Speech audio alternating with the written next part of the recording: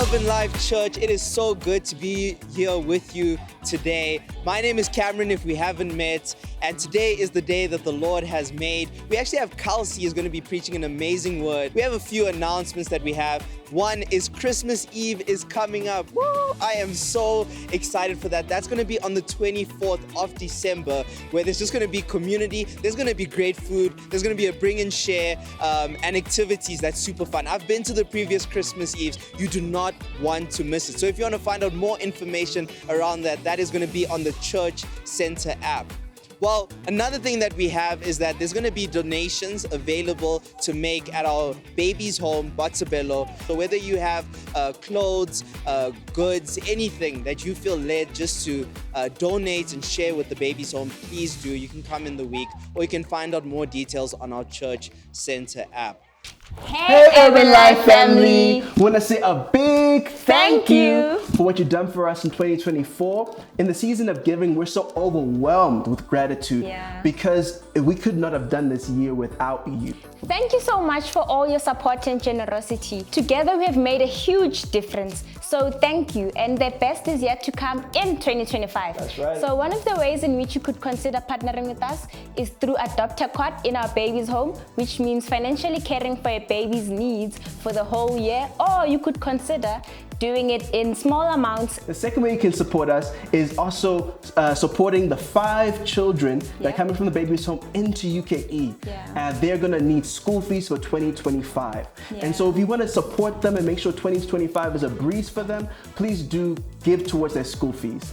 Or if you're passionate about education, you could consider partnering with us through Uplifted, which is our teacher training center, where we basically teach women and men how to teach. Fourth way you can give to us is supporting us through the donation center by giving us your pre-loved goods. So anything from furniture to clothes, we can turn over and bring support back into the baby's home. So once again, thank you and Merry Christmas. Woo! Let's give it up for Botshabelo. Let's make sure we go through our things.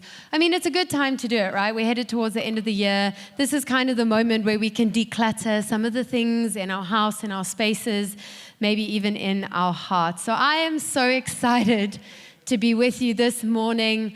I have good news of great joy for all people. Would you say it with me? Come on, I heard you singing. I know you can sing, so you can sing it if you want. But I have good news. Say, good news of great joy for all people.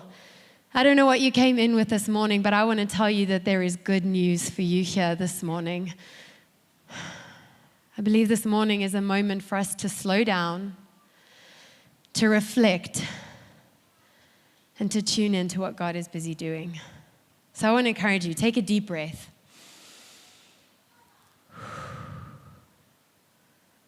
And we're going to take a moment now to unpack some of God's word. And can I just say, it is so beautiful to see Life Kids in this auditorium, to see your little people worshiping God alongside you. I love that his faithfulness is to generations, and we see generations with us this morning. There's a little girl over here, Bonolo, standing next to you, and she's just got her hands up in worship, and she's singing holy.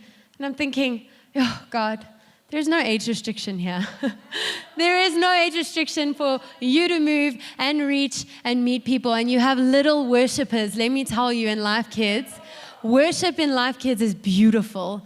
And they are out there and they are dancing and breaking it down. And the rest of us are just kind of trying to keep up with them. But they are beautiful. You're raising a little worshiper there. You're raising a worshiper. So I want to talk to you this morning about storerooms, right? It's not just for Botshabelo, just come with me on the journey. But how many of you have a storeroom? Just show me by a raise of hands. I like to be interactive, so let's learn from Life Kids. They're always like, yes! Okay, so who has a storeroom? Yes, there we go. Yes, yes, yes. The rule is when you take the hat off, they can talk. Who of you maybe don't have a storeroom, but maybe like me, you have a spare room? Yeah, that too. Okay, y'all have got a lot of space. Or maybe for you, it's just that you have that one cupboard.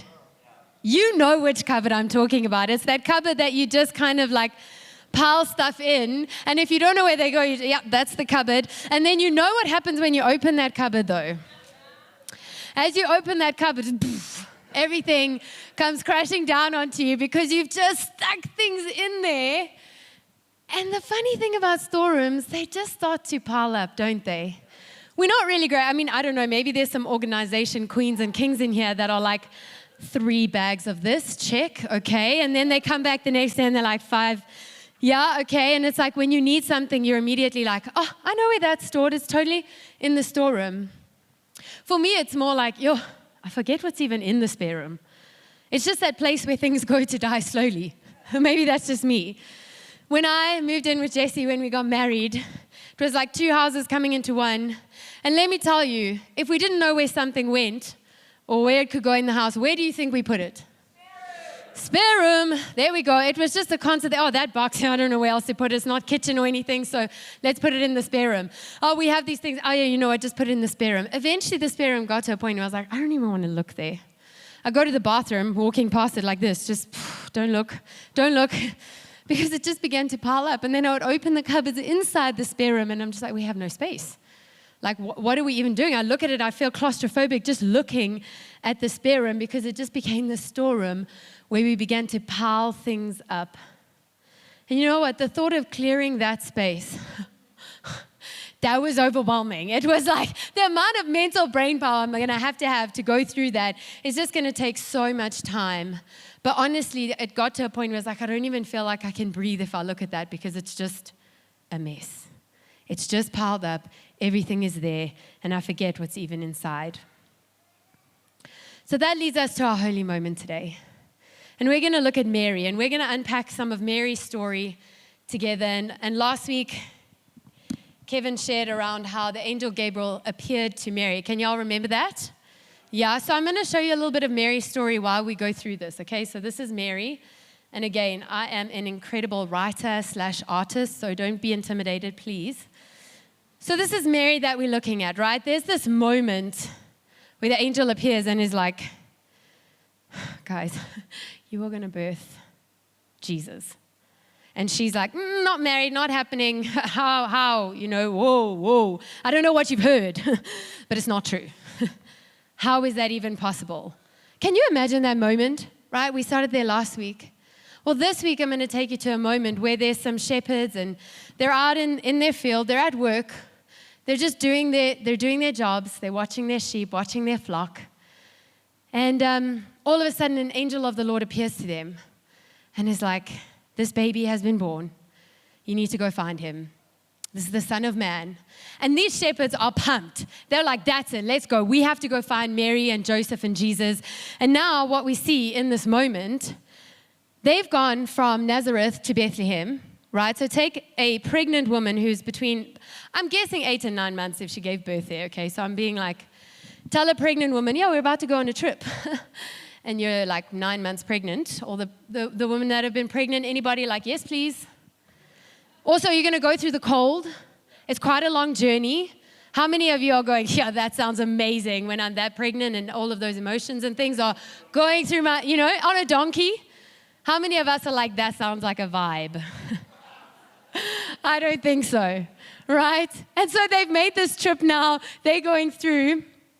And then there's nowhere else to stay. I mean, I don't know if Mary was like, I'm feeling really good about this or I'm feeling not so great about it. I'm going to plot her over here in this time because I'm thinking, for me, I'm like, guys, and then I'm going to go give birth. She doesn't give birth in a hospital with a nice epidural just to make sure that the pain is not so bad.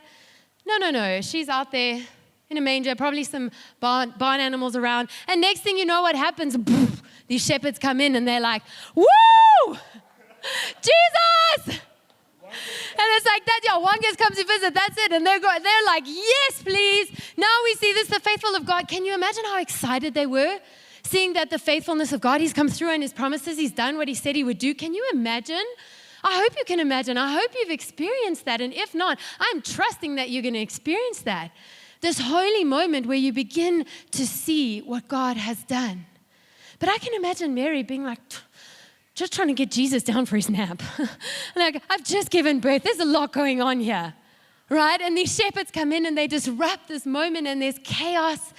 And we pick it up, and I'm just going to take it from verse 16.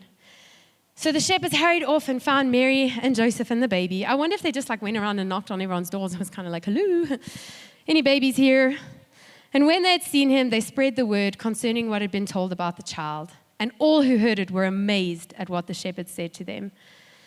And then in verse 19 it says, but Mary, she treasured up all these things and pondered them in her heart.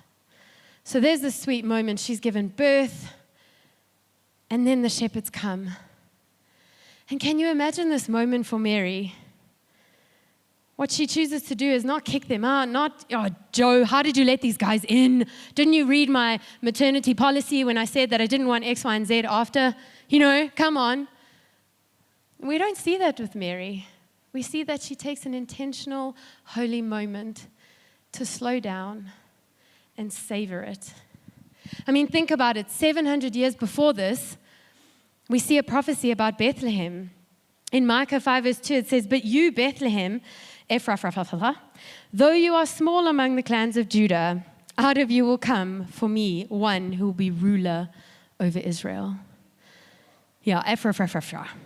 I wonder if she was holding Jesus and just going, is this the ruler of Israel? This moment where this prophecy is coming to pass, is this the ruler of Israel? Wait, we're in Bethlehem. Like, God's taken us there. Another promise out of the prophet of Isaiah. It says, the Lord himself will give you a sign. Look, the virgin will conceive a child, she'll give birth to a son, and will call him Emmanuel, which means God with us. I wonder if she was holding Emmanuel in that moment. Jesus, and going, this is God with us. It's like, I'm just going to take a moment to savor it. I'm just going to take a moment to, God with us. She chooses to ponder these things. She begins to store them up in her heart. Do you know what it is to ponder? When last did you ponder? When last did you say ponder as a word? Am I right? It's like ponder is a very ancient word for me. So, I shall ponder. I don't even think we take time to ponder the day, let alone the things that are happening. But she takes this holy moment to stop and to begin to treasure these things in her heart and store them up and weigh them. It's still a mystery for her. She's got like these little puzzle pieces that she's trying to okay, you know, and then Gabriel has come and he said this, and now these are the prophecies, and now we're sitting here and I've got a baby and these shepherds have come. And instead of being overwhelmed by what's going on with the chaos of everything, she just takes a moment to, I'm going to store these things up in my heart. When was the last time you treasured a moment? It's this holy moment where we begin to see God delivering on his promises. And maybe you're sitting here today and you're thinking, I don't know if God is ever going to deliver on his promises to me. I don't know that he's ever going to come through. We're talking about holy moments, but I'm just not sure he's ever going to do it. Well, I want to tell you this morning that he sees you. He knows you. He will meet you where you are at, and he is faithful to deliver on his promises because that's who he is. He is a good, kind father. She has this holy moment where she begins to remember and store up. So I have a question for you in light of the storerooms, if you're wondering where we were going. My question is, what are you storing in your heart? What is it that you've chosen to hidden in your heart? What is it that you are piling up into the storeroom and hoping that nobody opens the door to because it might just fall out? What are the things that you've hidden in your heart? Because our hearts can be a lot like a storeroom. We can just pile things in because life is hectic. Don't get me wrong, I'm with you. Things happen, you're going. You got work deadlines, you got kids, you've got a newborn, whatever it might be, you're going. You got teenagers, I will pray for you. But life is hectic. And so we go, go, go. We move at lightning speed. There's no time to do anything, let alone sit and ponder and take it in, or even to consider, what are the things that are in my heart? What am I storing up? What does this year look like? How am I connecting the dots? I mean, they go on. Mary, she goes on. And they basically take Jesus to the temple to get dedicated. And she's told that a sword will pierce her soul about her child. Okay, guys, I don't know about you, but I'm thinking like, whew, God with us, and then, oh my gosh. Can you imagine someone said that to you about your child? What would you do? In that moment, what would you do? I'm like thinking, yo, Mary, how? How do you take all of that in and just move with it? Like, okay, we will carry on. What is it that you're storing in your heart this morning? I think it's just a moment for us to slow down and reflect on that. Maybe for you, you've got some hurt. Maybe some things have happened in this year that they've just downright hurt you. Maybe you're feeling disappointed because things haven't worked out the way you thought they would. Maybe you've been, oh God, I've been trusting you to come through and you just haven't. So you know what, at this point, the hope is so deferred, my heart just feels sick. I'm tired of trusting you. Tired of trusting you to come through when I just feel like you're not going to.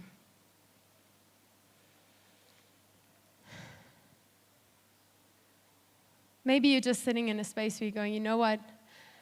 If I'm honest, I don't even know what's inside.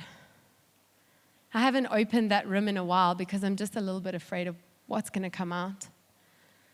And that's okay, because I think it's a moment this morning where we can just go, God, I don't know what's inside, but I'm going to trust that as I open it up, you're going to come in and fill it. You're going to come in and your spirit is going to come in and is going to hover and is going to transform what is inside, because you know what? He's the only one who can do it.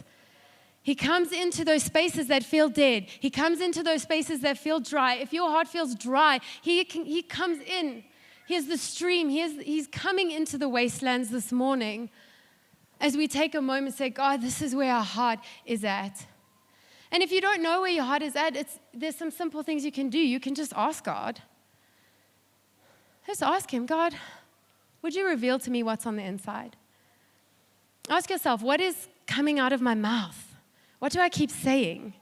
What are the things that keep being repeated? Because I can guarantee you that what comes out of, what do they say, like out of the overflow of your heart, the mouth speaks. So what are we speaking? And then you can always ask someone close to you, hey, what's coming out of my mouth? What can you see? Because we're in community for a reason. It's beautiful. God knits us together. And often he has holy moments in those spaces waiting for us if we're just willing to give them our attention and our awareness to what he is doing. You know, I had a moment this year where it's been a tough year for Jesse and I, just in terms of navigating all of like the first year of marriage, navigating careers. I mean, we got married, and I think we'd been married for 60 days, and he'd been in the country or with me for 30 because he was traveling so much. I was like, wow, marriage is great. I never see you, but you know, it's okay. And we're navigating all these things. He changes careers. All of a sudden, we're sitting in a place, one income household. Okay, here we go. But God, this is what you said. We're going to hold fast to your promises, and we're going to walk through it because we believe that you have said, stay, build, plant, get married, have kids. We're staying to grow. This hurts so much, but we're going to continue to move through it because we believe that you've said it. And I got to a point where I was just like, I am not okay. I feel like I'm about to spiral somewhere, so I'm just going to phone a friend. I felt like God say, phone a friend. So who wants to be a millionaire? Choose it. I'm going to phone a friend. And so I picked up the phone, and I cried my way through where I was at that point. And I want to say, I wish my responses were like Mary. I wish I could say that my but Kelsey is, but Kelsey pondered on what the Lord had done. And she thanked him, and she turned her eyes and walked towards him. But I got to be honest with you, it's not. In fact, on that very phone call, my friend she said, but friend, if I may, and that's when you know, woo, okay, something's coming. and yes, like I'd been vulnerable. My heart was exposed. She just said to me, seems like God comes through for you and you see his faithfulness in these moments, but then you immediately get distracted by what's going on around you. The chaos of things, how things are going, all of a sudden your eyes are shifted from here, and the sweet joy that comes from realizing that God is faithful to hear what's right in front of me, what I'm anticipating, what I'm expecting. And in that moment, I was like, your holy moments are also hard moments. Holy moments are also hard moments. That there's something sobering about a moment of truth where you begin to go, okay, you know what, God, I need to connect these dots. I need to ask myself again, where's my heart? How's my heart? The thing with Mary is that she was intentional. So we've seen her go through all of this. They've had to flee. Okay, can you imagine also like, we have to leave, we have to flee. Where are we going? We don't know. They've taken Jesus to the temple. She's experienced that whole moment. And then 12 years later, they're at the temple again. And you know what they do? Well, they lose Jesus. So maybe we'll like put it over here. Anybody ever lost a child? Let's be honest with each other. Put your hands up. I've got my hand up. Anybody? Yo, you guys are good. Okay, well done. Go church. You guys are children. How have you lost yourselves? Why are you looking after children? But there's this moment where like they cannot find Jesus. And a couple of weeks ago, I had that moment and I thought, oh, this is somebody else's child. Please, Lord, help me find them. As a child likes exploring, you know, you've got to love a curious kid, but sometimes you're like, where is he? Act natural. Everybody act natural, don't panic. I can imagine Mary and Joseph, like just act natural, act calm. I mean, I think they even like left and was like, yo, you left your child and didn't even realize. Let's make our way back and try to find Jesus. And when they find him, it's kind of like that moment like, where have you been? Like, what are you doing? And he says, what do you mean? I've been about my Father's business, in my Father's house. For me, I would have had a moment of like, excuse me? When we get home, go to your bedroom.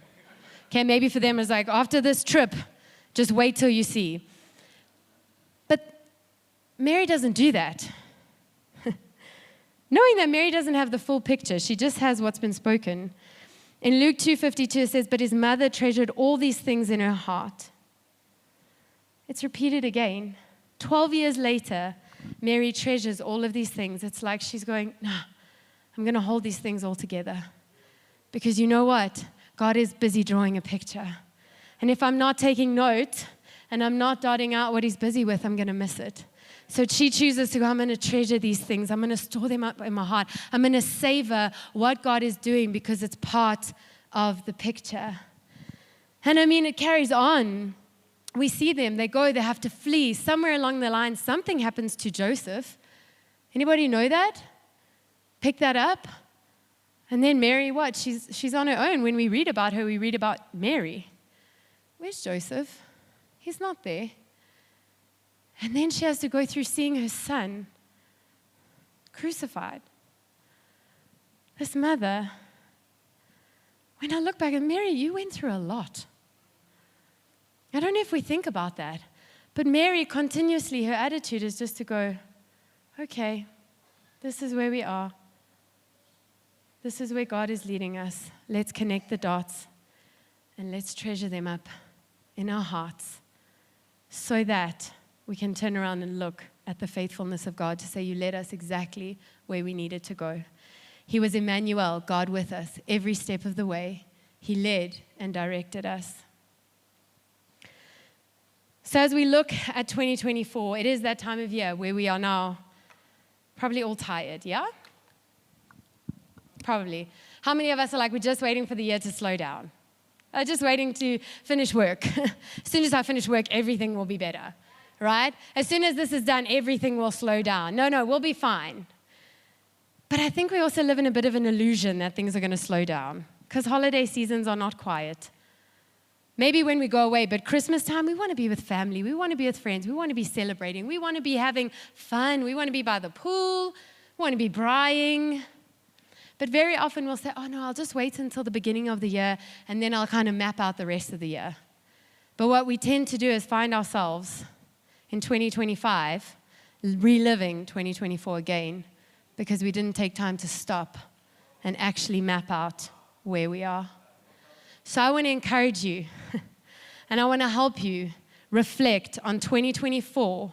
I want you to put the little dots out, connect the dots from 2024 so that you can create the dots for 2025.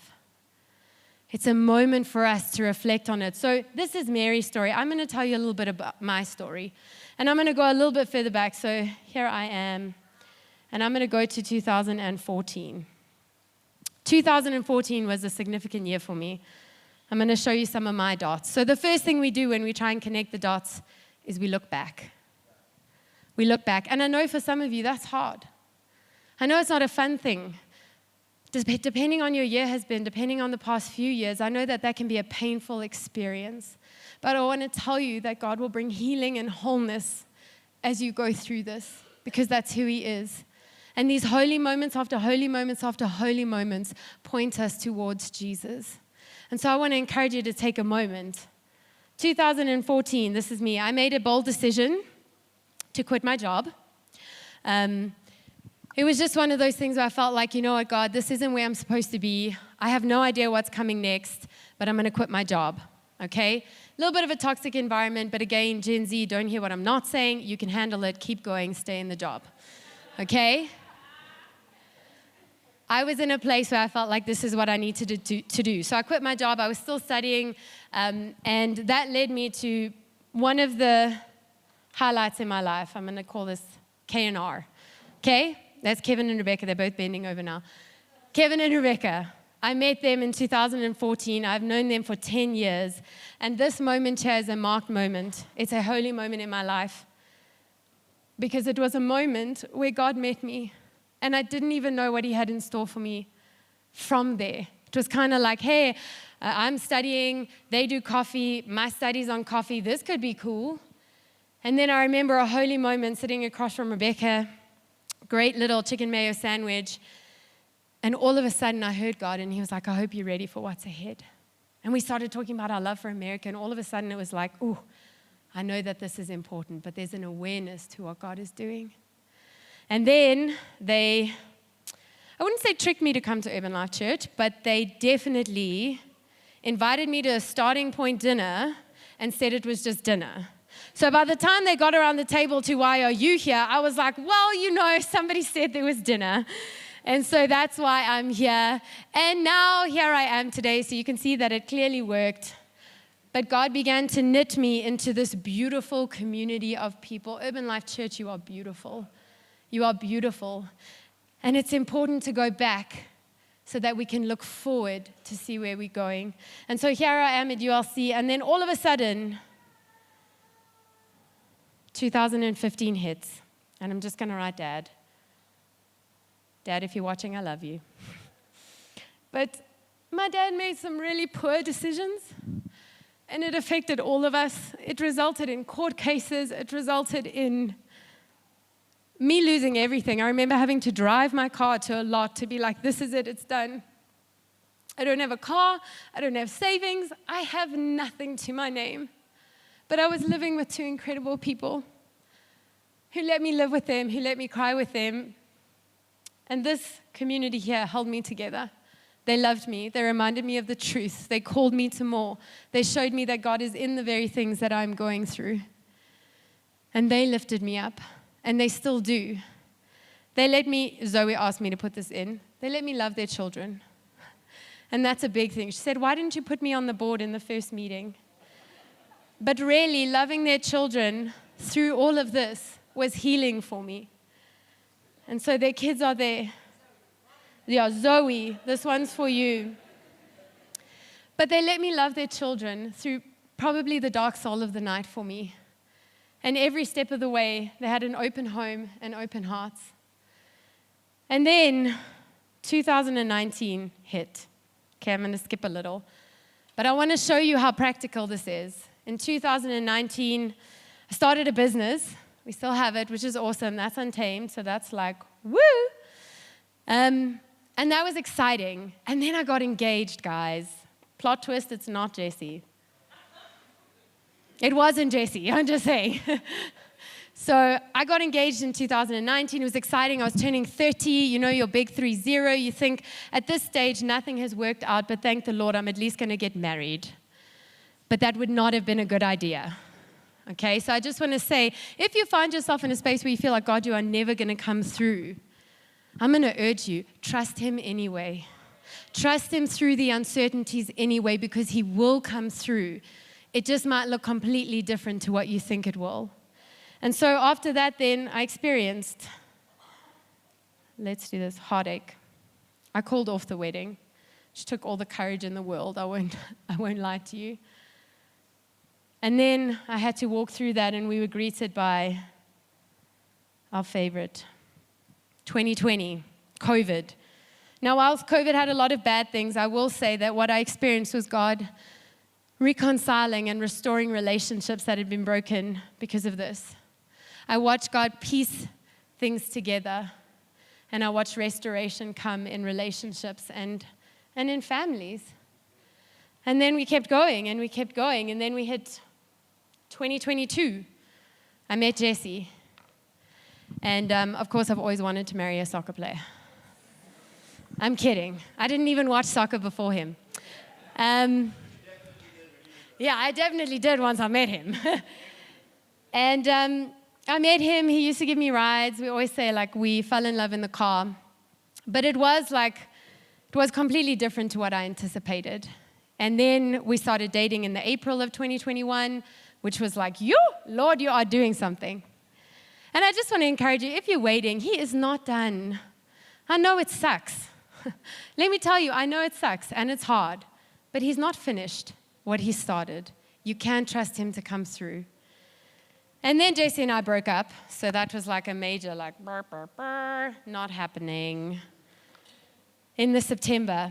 And so we kept going, and I was like, God, I don't know what you're doing, but I don't think you're ever going to come through for me. My heart at this point was like, pfft. But I was like, but you know what? You said this.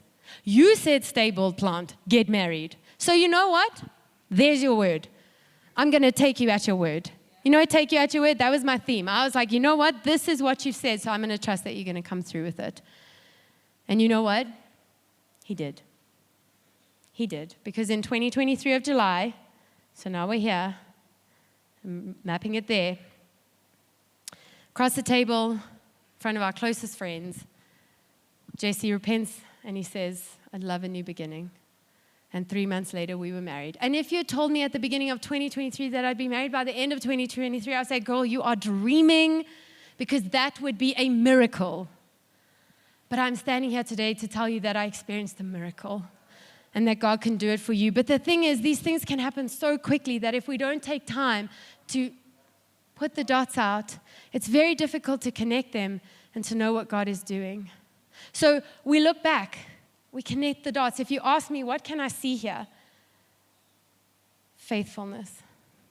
I can see God's faithfulness. And you know what? Once I've done this, if I look at 2024, we're a one-income household. We're walking out transitions. We don't know what to expect. I have no idea. I don't like to look at the bank account. I don't want to look at my savings. SARS asks for money, even when it's like he's unemployed. What are you talking about? I find myself in these spaces where I just go, I don't know what I'm supposed to do. And yet if I look back, I say, God, you've always been faithful, so won't you be faithful again? Won't you be faithful again? Won't he do it again? Why? Why do we doubt that he's going to come through for us? So I want you to take a moment in the next week. I want you to draw out the dots and connect the dots of 2024. And if you want 2025 to look different, I want you to take some time to look forward with intention. Take a moment between 2024 and 2025 to say, God, this is where I am. Where's my heart at? What am I shoving in that cupboard that keeps falling out that is actually time to deal with? What are the things that I've pushed aside because I've been so busy, so that I can see when I look back and I connect the dots? What was this last year marked by? And I can guarantee if you do this, you will see him. You will see his faithfulness. You will see him come through. You will see the sweet joys of what God can do. And then you can turn your eyes and say, for 2025, God, this is my hope and my dream and my anticipation for what you're going to do next. Write them down. Write them down.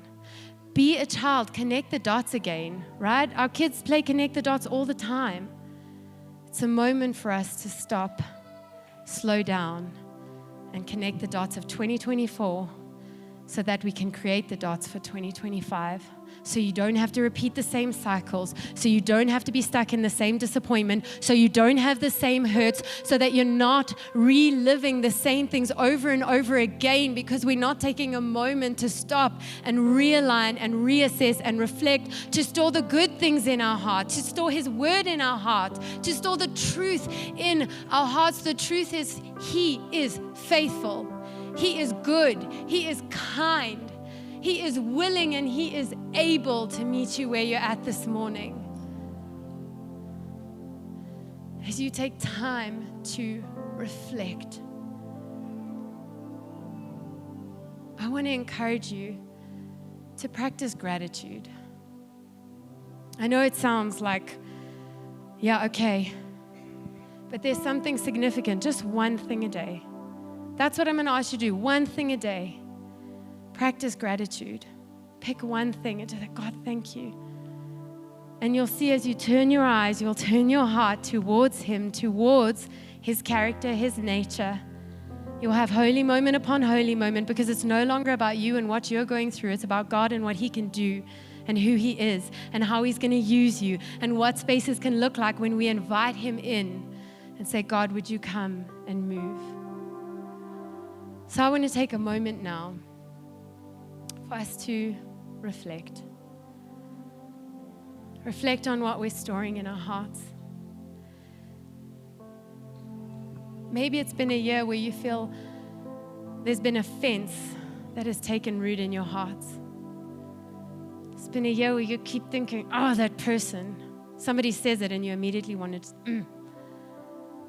Offense is that thing when we open the storeroom, it always falls out on you, right? And then you try and put it back in. But you can't move beyond it. Unless we deal with that, you know what 2025 is going to be filled with? More offense. We're going to feed more offense. If we're hurt and we don't deal with it, we're just going to feed more hurt, because that's the wellspring of life. If we're not giving it life, how can we expect life? Maybe you're sitting here and you're like, oh, Kelsey, my hope is deferred. I'm so disappointed. And I can tell you with all of my heart that I know what that feels like. But this morning, God wants to come and fill your heart with hope again. Hope in you. Hope in you for what He has for you in 2025. Maybe it's just that anger has taken root. Maybe you're angry. You're angry at circumstances, at situations, at where you are. Let Him come and bring peace. If you're feeling the chaos and the anxiety and the worry of the world, let the Prince of Peace come and minister to you this morning. So we're going to take a moment to reflect. Ask God, what am I storing in my heart? What is one thing that if I look back, I can see you've done? Do some heart surgery. Let Him do some heart surgery this morning, knowing that Jesus is here and He's presenced Himself amongst us, and He wants to meet you where you are this morning. So would you take a moment now?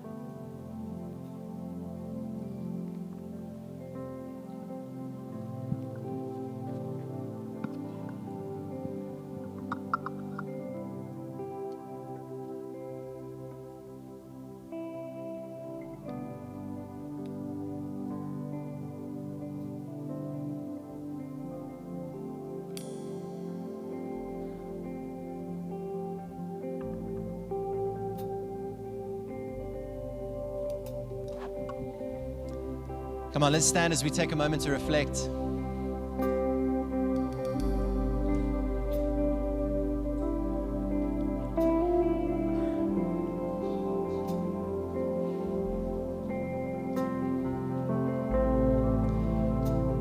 Friends, I want to encourage you. What Kelsey has shared today is a really, really powerful practice. Is to pause and look at what God has done in our past, find His peace in the present, whether we're on a high or a low, and look forward to the future in His promises, knowing that He's faithful and He will come through on what He says. If I look back on my life, I have many highs and lows. Some of the highs are marrying my wife, having my kids, coming to work at the church. I've got many highs. But nothing will ever reach the peak of the height. In 2011, when I walked into this building, a broken, lost man, and I said yes to Jesus. And He changed my life. He gave me a new heart. He forgave me. He gave me peace between me and God. He called me son. He picked me up out of the grave and He said, come on, get out of your shame and your guilt and your brokenness and step into the future that I have for you. Friends, everything changed that day in 2011. And I really believe that this day, today, God is calling you by name. He's saying, my son, my daughter, come home. I'll forgive you. I'll restore you. I will give you a new heart and a new beginning. And all you have to do is trust me. Put your faith in me and I will do the rest. And so right now, with our eyes closed and our heads bowed, if you want to put your faith in Jesus today for the first time, friend, I'm excited for you because this decision is going to change everything in your life. Would you raise your hand on the count of 3 if you're putting your faith in Jesus? 1, God loves you. 2, He is calling you by name today. 3, would you raise your hand if that's you, putting your faith in Jesus? Thank you. Come on, we got all these hands here in the front. Beautiful. Thank you. Come on, let's celebrate this incredible new beginning, new life, coming out of the grave, miracles taking place. Come on. We love what God does in this moment. It's a high, it's a holy moment in our lives. And so church, come on, would you join me in declaring what God has done and what He continues to do in the gospel with our new friends, our brothers and sisters that just put their faith in Jesus. You ready? Come on, Jesus, I believe that You are my Lord and Savior. You died for my sin, You were raised from the dead, and I have resurrection life in You. Thank You for Your free gift of salvation. I'm a new creation, forgiven by grace through faith in You alone. Fill me with Your Holy Spirit and empower me to do Your will in Your ways for Your glory. Amen. Amen. What a powerful, impactful message from Kelsey. Her vulnerability, just sharing the highs and lows of what has happened in her life, it impacted me. I am so confident it impacted you as well. And I think this is a moment, especially going into the new year, just to take a step back, connect the dots, look into the storeroom of your life, and just see what has God been doing. I know personally, I can go into like distraction mode, rushing. I just want to, get to so many different things. And I think this was a beautiful call to action, to take a step back, to slow down, to breathe, and look at what God has been doing this year. So I'm trusting and hoping that it brought breakthrough to you and that it'll set you up so nicely going into the new year. Well, just a reminder that we have our donations at the Babies Home, Botshabelo. So find out more information on that on the church center. And then we also have our Christmas Eve dinner, which you do not want to miss. Be there with your family. It's going to be fun. It's going to be great. I promise you, you're going to have a great time. But otherwise, church, I'll see you to the next time. See you.